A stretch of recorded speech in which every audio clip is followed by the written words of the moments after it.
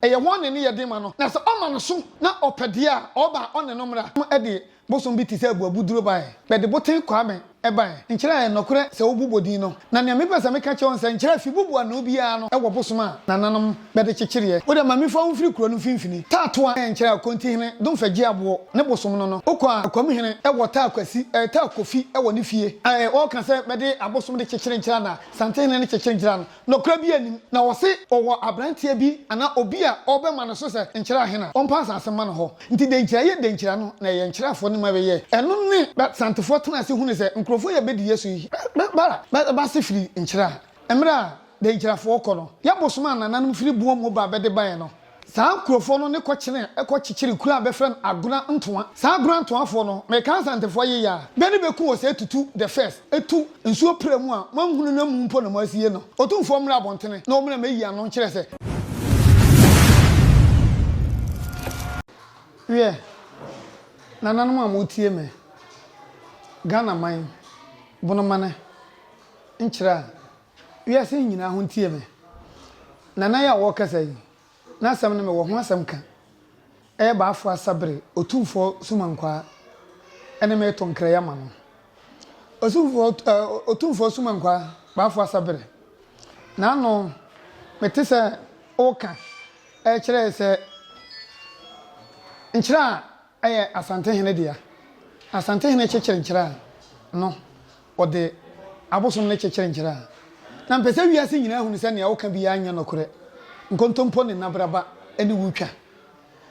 na ye de yenim ye nananom atetesem nti anya de be gya ma obi akote ye nananom ankenka akoto na amaye ensi da ba fo sabre na udi ba fo sabre nkura wunya na ye nkyira akronti hene ne di ne be de to ukofa ba fo sabre firi he na mepese me ka che on se ye nananom every Ghana empire buyer beni cha takimafo tetima bebe pie wurobo no be firi ho no nananom na be ya abofo be ya kuafo ni be ya dunsifo so adwuma miensa ene nananom kyerafo be ye nananom tena boso be tena ta konkonti be tena nkyera ha e ma mra de nkyerafo be hye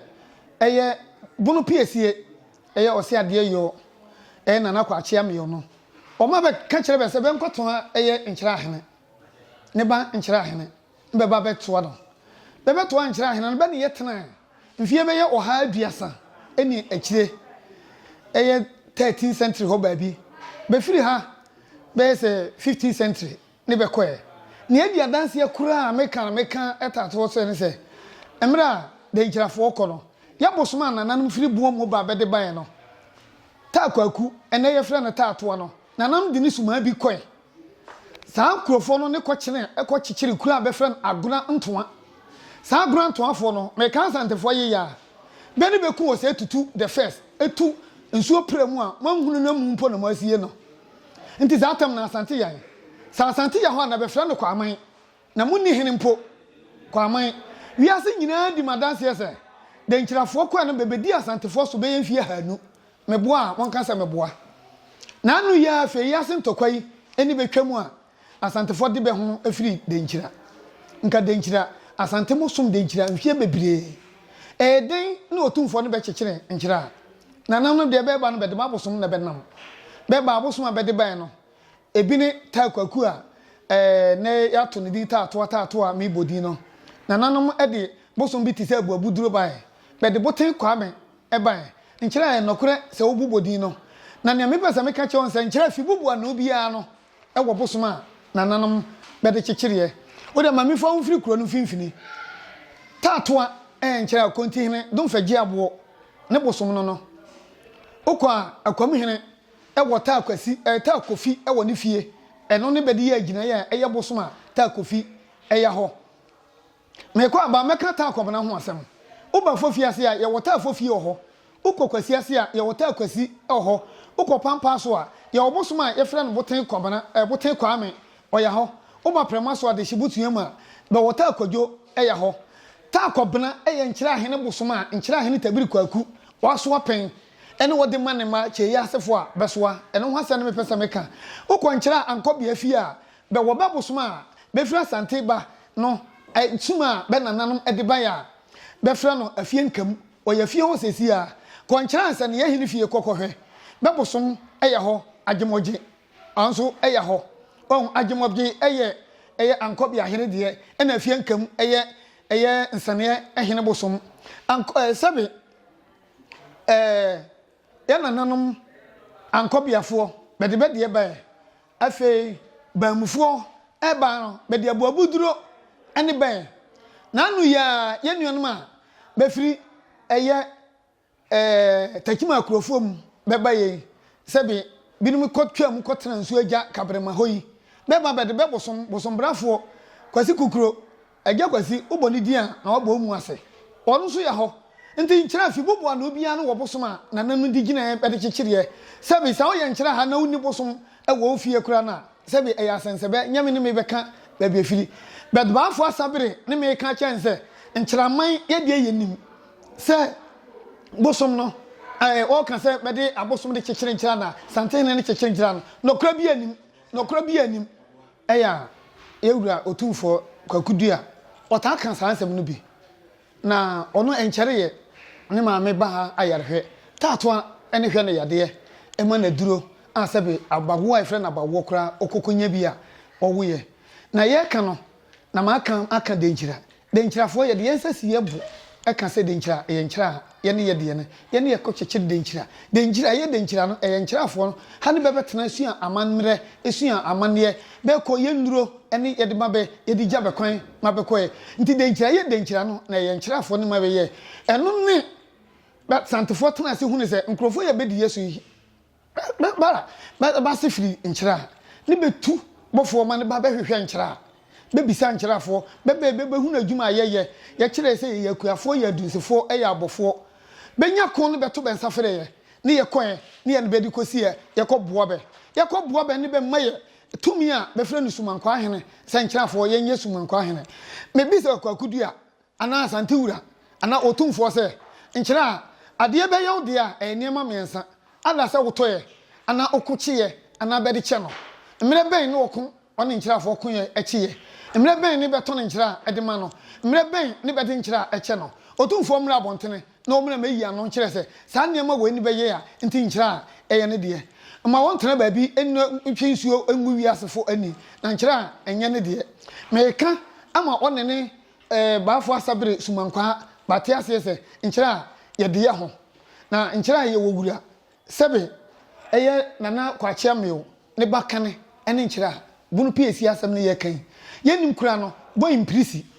tema santene tachiman be nya ntokwa no boy imprisi ne die firi bo yam esan ba yamanfo so na anu ye 18th century ya nti manin ntena ba bi nkeka se nkyira ye ne dia o ma na enye da etwato a ye bete se nkyira ye ne dia na wo se owo abrantie bi ana obi a obema no so se nkyira hena on pass asema no ho na ontena ho na se sa abrantie no onim de na opese nka opre akonya de a ne nananum akonya ne sumankwa no nka onkonkopre wonmra masena kofa wode ne ho tabi ya nkyira hene enkonkopre sumankwa no emfama no na ontena ho na nkyira de ho nkyira ewo hene enkonya tuntum miensa no sebe tabiri kwaku akonya e kasa e ya nkyira ha ewo wura tabi ya akonya e ya nkyira ha ewo wura ponsa kwaku akonya e ya nkyira ha ewo wura nti nkyira nkonya tuntum na akonya mire miensa no ne nyina wo wura ewo nipa ho obeti plastic chair so a ye ma ne so ye mpagya no ye wobono hene a owo ha ya pagya no oye ye kan se subin division council no one ye president meka osena kofanta bi ya asem ne mekan oye subin divisional president okobono regional house of chiefs oye member of Bono regional house of chiefs aban nim na ba gazette national kumase ho eni be ba gazette na oye nkyira ahene nti ontena ba bia emfa ne ketrema enkoni dodomu atwe emeka nkyire se nkyira ye ne dia ye ka eye won ne ye de ma no na se o ma no so na opede a oba one no mra na o mehwe se nkyira ewo wura ana eni wura ye da wiase nyina ase Mr. Mankwa me ofase wo se ni ska bane de awie ni project no eso de bia me ofase ka mane wo problem enemre mu na monte tap sending ka no so ne de tap send here easy fast and secured way ubetimi send sika free amanone aba Ghana bank account and as a mobile money account untia transfer fee bia sa awo be ne say chire ne se won ko App Store na Play Store. On download the tap send app no. Or download ya. Ebebu sanso promo code. O ma de pet TV shim. Obenya €5, £5, and answer $10 on his first transfer. And you make kwa friend a catch them. Tabi minyanwe. Esansa tap send at the good news aba. Tap send the the customers won't or the tap send wallet aba. I know about anything. So your customer who you cases here. Ubetimi akọ tap send app no no create wallet wo so. Enti se rate ne kosora now the sika kogu wallet no. Anase mpo obetimi atosusu nkakra. Enti abere sem a opeso send sika ba Ghana no. No anse wa send sika na ba Ghana. Anase oba o my Ghana mu a watimi ayusu sika e wo wallet no no. Tie. And you said to say you use momo Ghana hey no. Sa pepe. Se see tap send that trainer shim. Kopium wo United Arab Emirates, Netherlands, and Austria. Tap send na. Papa no.